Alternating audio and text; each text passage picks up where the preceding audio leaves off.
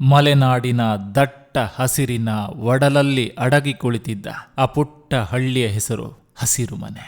ಮುಂಜಾನೆಯ ಮಂಜಿನ ಮುಸುಕನ್ನು ಸರಿಸುತ್ತಾ ಮೂಡುವ ಸೂರ್ಯನ ಕಿರಣಗಳು ಅಲ್ಲಿನ ಪ್ರತಿ ಎಲೆಯ ಮೇಲಿನ ಇಬ್ಬನಿಯ ಹನಿಗಳನ್ನು ಮುತ್ತಿಕ್ಕುವಾಗ ಇಡೀ ಗ್ರಾಮವೇ ಒಂದು ಜೀವಂತ ಸ್ವರ್ಗದಂತೆ ಕಂಗೊಳಿಸುತ್ತಿತ್ತು.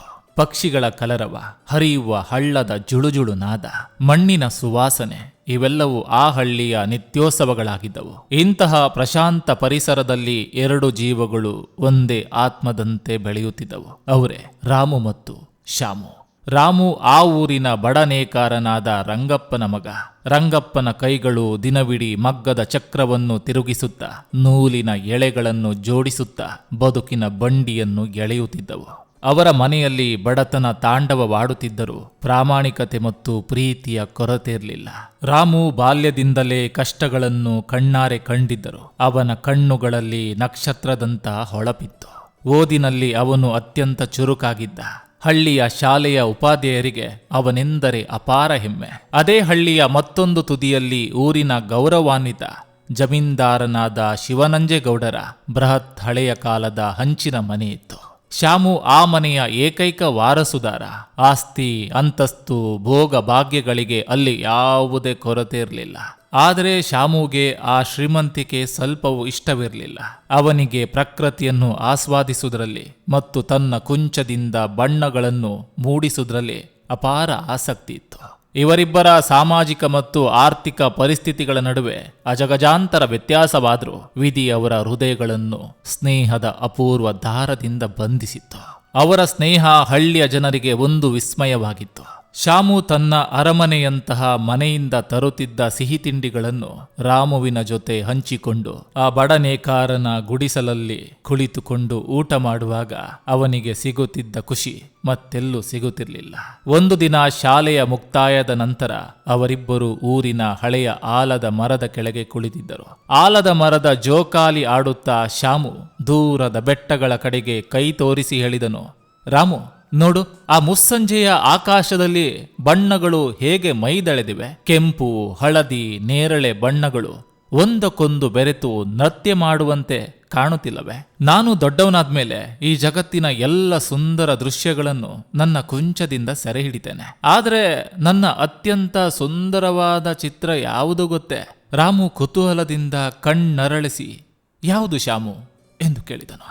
ಶ್ಯಾಮು ರಾಮನ ಕಣ್ಣುಗಳನ್ನು ನೇರವಾಗಿ ನೋಡಿ ಅತ್ಯಂತ ಭಾವನಾತ್ಮಕವಾಗಿ ನುಡಿದನು, ನಿನ್ನ ಈ ಕಣ್ಣುಗಳು ರಾಮು, ನಿನ್ನ ಕಣ್ಣುಗಳಲ್ಲಿರುವ ಈ ಮುಗ್ಧತೆ, ಈ ಕನಸುಗಳನ್ನು ನಾನು ಒಂದು ದಿನ ದೊಡ್ಡ ಸಭೆಯಲ್ಲಿ ಈ ಚಿತ್ರ ಬಿಡಿಸ್ತೇನೆ. ಆಗ ಇಡೀ ಪ್ರಪಂಚವೇ ನಿನ್ನ ಕಣ್ಣುಗಳ ಸೌಂದರ್ಯವನ್ನು ಕಂಡು ಬೆರಗಾಗಬೇಕು. ಇದು ನನ್ನ ಶಪಥ. ರಾಮು ಜೋರಾಗಿ ನಕ್ಕು, ನಾನೊಬ್ಬ ಬಡ ನೇಕಾರನ ಮಗ ಶ್ಯಾಮು. ನನ್ನ ಕಣ್ಣುಗಳಲ್ಲಿ ಅಂಥದ್ದೇನಿದೆ? ನೀನು ದೊಡ್ಡ ಚಿತ್ರಕಾರನಾಗು, ಜಗತ್ ಪ್ರಸಿದ್ಧನಾಗು, ಅಷ್ಟೇ ಸಾಕು. ನೀನೆಲ್ಲೇ ಇದ್ದರೂ ನಿನ್ನ ಪ್ರತಿಯೊಂದು ಚಿತ್ರ ಪ್ರದರ್ಶನಕ್ಕೂ ನಾನು ಮೊದಲ ಪ್ರೇಕ್ಷಕನಾಗಿ ಬರುತ್ತೇನೆ ಎಂದನು. ಅವರಿಬ್ಬರ ಮಾತುಗಳು ಆಲದ ಮರದ ಎಲೆಗಳ ನಡುವೆ ಗಾಳಿಯೊಂದಿಗೆ ಲೀನವಾದವು.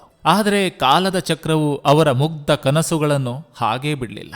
10ನೇ ತರಗತಿಯ ಪರೀಕ್ಷೆಯ ಫಲಿತಾಂಶ ಬಂದಾಗ ರಾಮು ಇಡೀ ಜಿಲ್ಲೆಗೆ ಪ್ರಥಮ ಸ್ಥಾನ ಪಡೆದಿದ್ದನು. ಶ್ಯಾಮು ಚಿತ್ರಕಲೆಯಲ್ಲಿ ಅತ್ಯುನ್ನತ ಶ್ರೇಣಿಯಲ್ಲಿ ತೇರ್ಗಡೆಯಾಗಿದ್ದನು. ಊರ ಜನರೆಲ್ಲರೂ ಅವರಿಬ್ಬರನ್ನು ಹೆಗಲ ಮೇಲೆ ಹೊತ್ತು ಸಂಭ್ರಮಿಸಿದ್ರು. ಆದರೆ ಆ ಸಂಭ್ರಮದ ಬೆನ್ನಲ್ಲೇ ಒಂದು ಕರಾಳ ನಿರ್ಧಾರ ಕಾಯುತ್ತಿತ್ತು.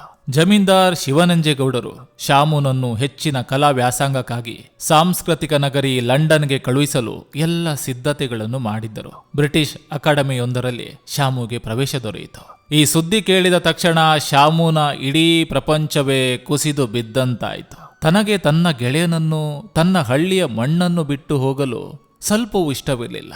ಅವನು ಅಳುತ್ತಾ ರಾಮನ ಗುಡಿಸಲಿಗೆ ಬಂದನು. ರಾಮು ಆಗ ತಾನೇ ಮಗ್ಗದ ಮೇಲೆ ಬಟ್ಟೆ ನೇಯುತ್ತಿದ್ದನು. ಶ್ಯಾಮು ರಾಮನನ್ನು ಹಿಡಿದು ಬಿಕ್ಕಿ ಬಿಕ್ಕಿ ಅಳುತ್ತಾ, ರಾಮು, ನನ್ನ ತಂದೆ ನನ್ನನ್ನು ಲಂಡನ್ಗೆ ಕಳುಹಿಸುತ್ತಿದ್ದಾರೆ. ನನಗೆ ಅಲ್ಲಿಗೆ ಹೋಗಲು ಇಷ್ಟವಿಲ್ಲ.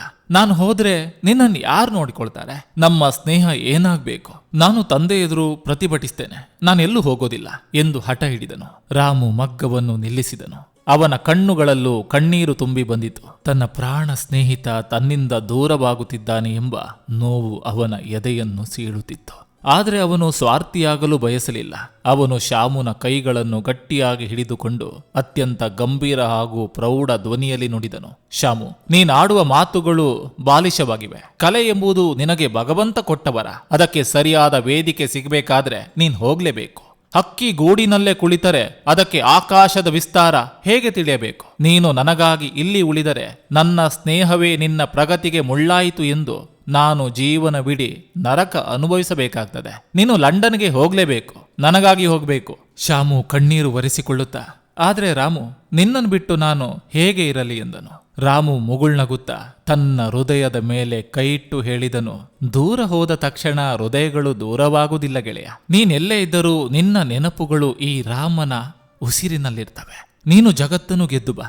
ನಿನ್ನ ಗೆಳೆಯ ಇಲ್ಲೇ ನಿನ್ನ ದಾರಿಗಾಗಿ ಕಾಯ್ತಾ ಇರ್ತಾನೆ. ಕೊನೆಗೆ ಶ್ಯಾಮು ಹೊರಡುವ ದಿನ ಬಂದೇ ಬಿಟ್ಟಿತು. ಇಡೀ ಹಳ್ಳಿಯೇ ಅವನನ್ನು ಕಳುಹಿಸಿಕೊಡಲು ರೈಲ್ವೆ ನಿಲ್ದಾಣಕ್ಕೆ ಬಂದೇ ಬಿಟ್ಟಿತು. ಆದರೆ ರಾಮು ಮಾತ್ರ ಅಲ್ಲಿರ್ಲಿಲ್ಲ. ರೈಲಿನ ಕಿಟಕಿಯಿಂದ ಕಣ್ಣು ಹಾಯಿಸಿದ ಕಡೆಗಳಲ್ಲೆಲ್ಲ ರಾಮುವಿಗಾಗಿ ಹುಡುಕಿದನು. ಆದರೆ ಅವನನ್ನು ಕಾಣಲಿಲ್ಲ. ರೈಲು ನಿಧಾನವಾಗಿ ಚಲಿಸಲು ಪ್ರಾರಂಭಿಸಿದಾಗ ಶ್ಯಾಮುನ ಕಣ್ಣುಗಳಿಂದ ಕಣ್ಣೀರು ಧಾರಾಕಾರವಾಗಿ ಹರಿಯಿತು. ಅದೇ ಸಮಯದಲ್ಲಿ ಹಳ್ಳಿಯ ಹೊರಗಿನ ಆ ಹಳೆಯ ಆಲದ ಮರದ ಹಿಂದೆ ನಿಂತು ರಾಮು ಚಲಿಸುತ್ತಿದ್ದ ರೈಲನ್ನು ನೋಡುತ್ತಾ ಕಣ್ಣೀರು ಸುರಿಸುತ್ತಿದ್ದನು. ಅವನು ನಿಲ್ದಾಣಕ್ಕೆ ಬಂದರೆ ಶ್ಯಾಮು ಧೃತಿಗೆಡ್ತಾನೆ ಎಂದು ತಾನೇ ಬಾರದೆ ಅಡಗಿ ಕುಳಿತಿದ್ದನು. ಹೋಗಿ ಬಾ ಗೆಳೆಯ, ನಿನ್ನ ಕೀರ್ತಿ ಜಗತ್ತಿನಾದ್ಯಂತ ಪಸರಿಸಲಿ ಎಂದು ಮನದಲ್ಲೇ ಪ್ರಾರ್ಥಿಸಿದನು. ಶ್ಯಾಮು ರೈಲ್ವೆ ನಿಲ್ದಾಣದಿಂದ ಹತ್ತಿರದ ಏರ್ಪೋರ್ಟ್ಗೆ ತೆರಳಿದನು. ಲಂಡನ್ ನಗರದ ಚಳಿಗಾಲವು ಅತ್ಯಂತ ತಣ್ಣಗಿತ್ತು. ಅಲ್ಲಿನ ಆಕಾಶವು ಸದಾ ಬೂದು ಬಣ್ಣದ ಮೋಡಗಳಿಂದ ಮುಸುಕಿಕೊಂಡಿರುತ್ತಿತ್ತು. ಆದರೆ ಅಲ್ಲಿನ ಕಲಾ ಅಕಾಡೆಮಿಯ ಒಳಗೆ ಶ್ಯಾಮುನ ಕುಂಚದಿಂದ ಮೂಡಿ ಬರುತ್ತಿದ್ದ ಬಣ್ಣಗಳು ಮಾತ್ರ ಇಡೀ ಲಂಡನ್ನನ್ನೇ ಬೆರಗುಗೊಳಿಸುತ್ತಿದ್ದವು. ಮಲೆನಾಡಿನ ಹಸಿರು, ಹಳ್ಳಿಯ ಮುಗ್ಧತೆ ಮತ್ತು ರಾಮನ ಕಣ್ಣುಗಳ ಆಳ, ಇವೇ ಶ್ಯಾಮು ಬಿಡಿಸುತ್ತಿದ್ದ ಪ್ರತಿಯೊಂದು ಚಿತ್ರದ ಜೀವಾಳವಾಗಿದ್ದವು. ಕೆಲವೇ ವರ್ಷಗಳಲ್ಲಿ ಶ್ಯಾಮು ಭಾರತದ ಅಪೂರ್ವ ಪ್ರತಿಭೆ ಎಂದು ಸಾಂಸ್ಕೃತಿಕ ವಲಯದಲ್ಲಿ ಖ್ಯಾತನಾದನು.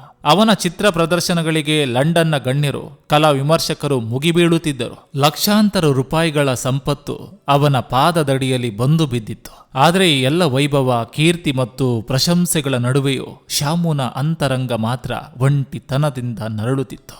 ದೊಡ್ಡ ದೊಡ್ಡ ಹೋಟೆಲ್ಗಳ ವಿಲಾಸಿ ಔತಣ ಕೂಟಗಳಲ್ಲಿ ಕುಳಿತಾಗಲು ಅವನಿಗೆ ನೆನಪಾಗುತ್ತಿದ್ದದ್ದು ರಾಮನ ಜಗುಲಿ ಮತ್ತು ಇಬ್ಬರು ಹಂಚಿಕೊಂಡು ತಿನ್ನುತ್ತಿದ್ದ ಆ ಹಳ್ಳಿಯ ರೊಟ್ಟಿ.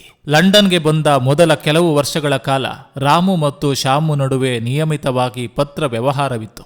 ರಾಮು ತನ್ನ ಪತ್ರಗಳಲ್ಲಿ ಹಳ್ಳಿಯ ಸುದ್ದಿಗಳನ್ನು, ಮಗ್ಗದ ಕೆಲಸದ ವಿವರಗಳನ್ನು ಬರೆಯುತ್ತಿದ್ದನು. ಶ್ಯಾಮು ತಾನು ಬಿಡಿಸಿದ ಹೊಸ ಚಿತ್ರಗಳ ವರ್ಣನೆಯನ್ನು ಕಳುಹಿಸುತ್ತಿದ್ದನು. ಆ ಕಾಗದದ ತುಣುಕುಗಳೇ ಇಬ್ಬರ ಬದುಕಿನ ಆಸರೆಯಾಗಿದ್ದವು. ಆದರೆ ವಿಧಿಯ ಆಟ ಕ್ರೂರವಾಗಿತ್ತು. ಕಳೆದ 2 ವರ್ಷಗಳಿಂದ ರಾಮನ ಕಡೆಯಿಂದ ಒಂದೇ ಒಂದು ಪತ್ರವೂ ಬರಲಿಲ್ಲ.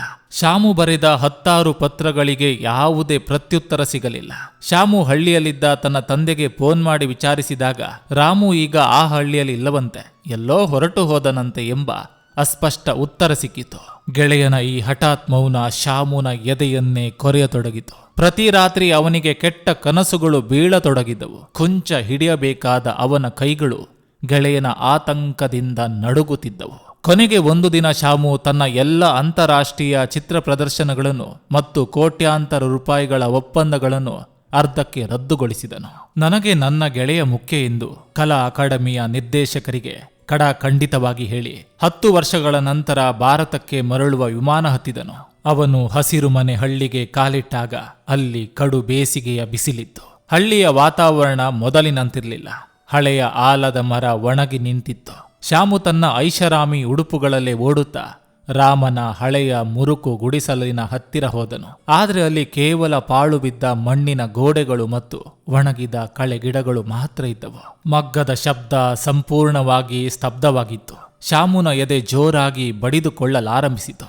ಅವನು ಹಳ್ಳಿಯ ಹಿರಿಯರೊಬ್ಬರನ್ನು ಹಿಡಿದು, ಅಜ್ಜ, ರಾಮು ಎಲ್ಲಿ? ಅವನ ತಂದೆ ರಂಗಪ್ಪನಿಗೇನಾಯ್ತು? ಈ ಮನೆ ಯಾಕೆ ಹೀಗೆ ಹಾಳಾಗಿದೆ ಎಂದು ಆತುರದಿಂದ ಕೇಳಿದನು. ಆ ಮುದುಕ ದೀರ್ಘವಾಗಿ ನಿಟ್ಟುಸಿರು ಬಿಟ್ಟು ಹೇಳಿದರು, ಅಯ್ಯೋ ಶ್ಯಾಮು, ನೀನು ಲಂಡನ್ಗೆ ಹೋದ 3ನೇ ವರ್ಷದಲ್ಲೇ ದೊಡ್ಡ ದುರಂತ ನಡೆಯಿತು. ರಾಮನ ತಂದೆ ರಂಗಪ್ಪನಿಗೆ ತೀವ್ರವಾದ ಪಾರ್ಶ್ವವಾಯು ಹೊಡೆದಿದ್ದರಿಂದ ಅವರು ಮಗ್ಗದ ಕೆಲಸ ಮಾಡಲು ಸಾಧ್ಯವಾಗಲಿಲ್ಲ.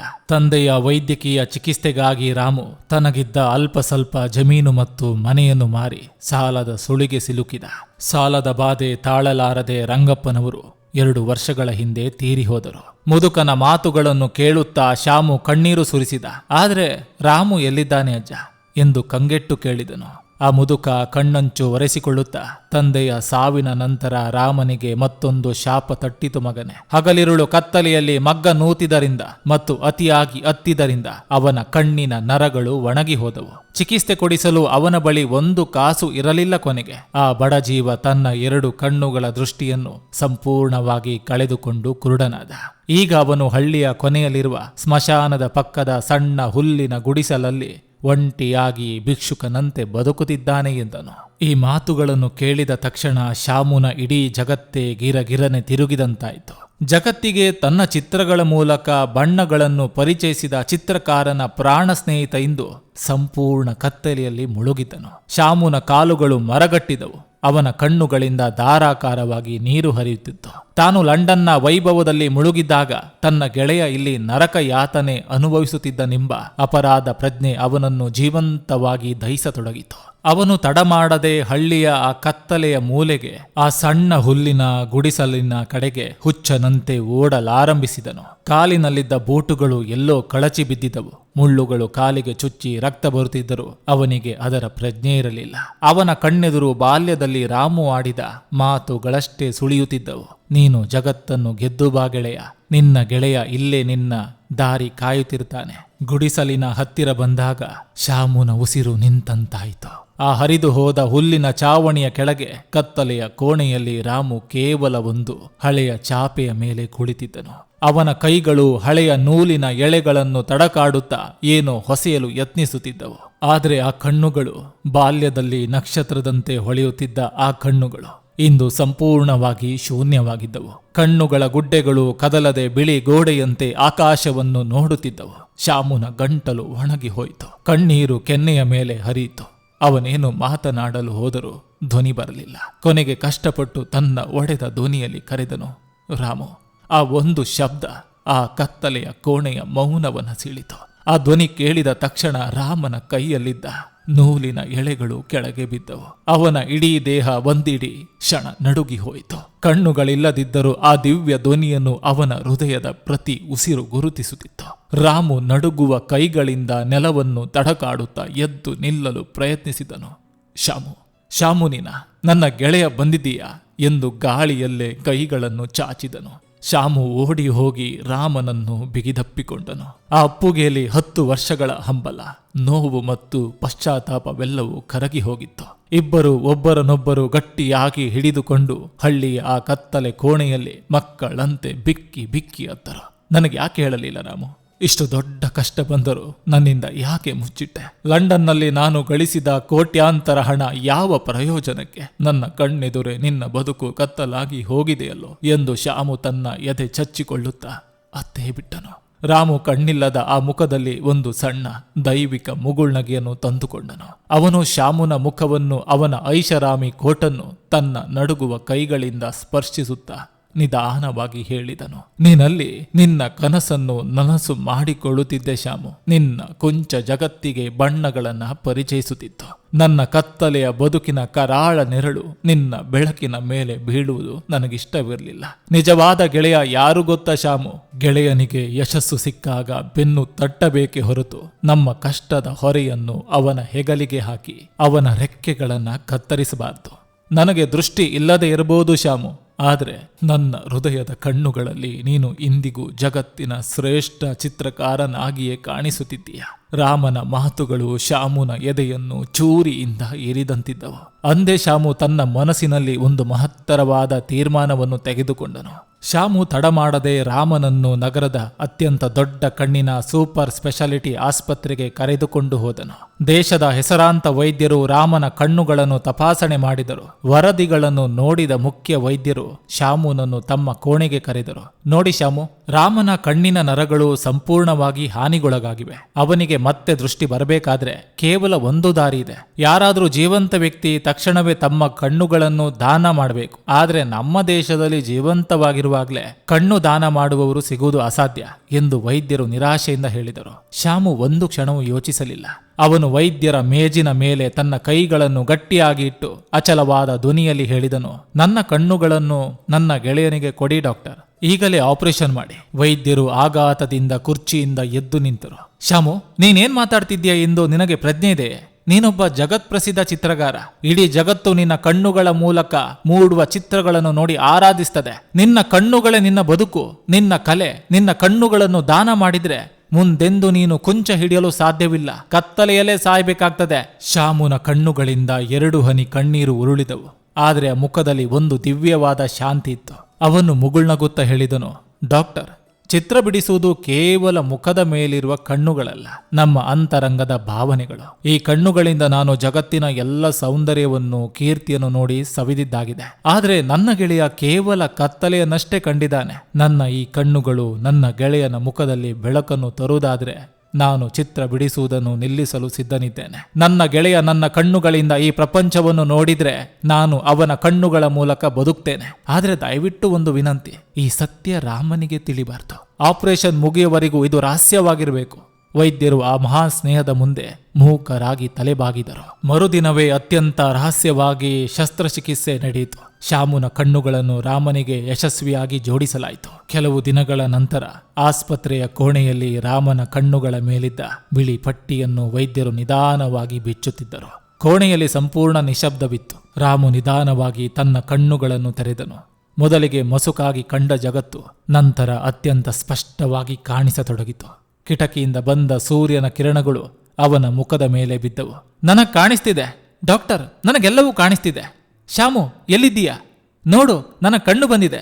ನಾನು ನಿನ್ನನ್ನು ನೋಡ್ಬೇಕು ಗೆಳೆಯ ಎಂದು ರಾಮು ಸಂತೋಷದಿಂದ ಆವೇಶದಲ್ಲಿ ಕೂಗಾಡಿದನು. ಆದರೆ ಪಕ್ಕದ ಹಾಸಿಗೆ ಕಡೆ ತಿರುಗಿದ ರಾಮನ ಇಡೀ ಜಗತ್ತೇ ಸ್ತಬ್ಧವಾಯಿತು. ಅಲ್ಲಿ ಶಾಮು ಕಣ್ಣುಗಳಿಗೆ ದಟ್ಟವಾದ ಕಪ್ಪು ಪಟ್ಟಿಯನ್ನು ಧರಿಸಿ ಮುಗುಳ್ನಗುತ್ತಾ ಶಾಂತವಾಗಿ ಕುಳಿತಿದ್ದನು. ಅವನ ಕೈಗಳು ಗಾಳಿಯಲ್ಲಿ ತಡಕಾಡುತ್ತಿದ್ದವು.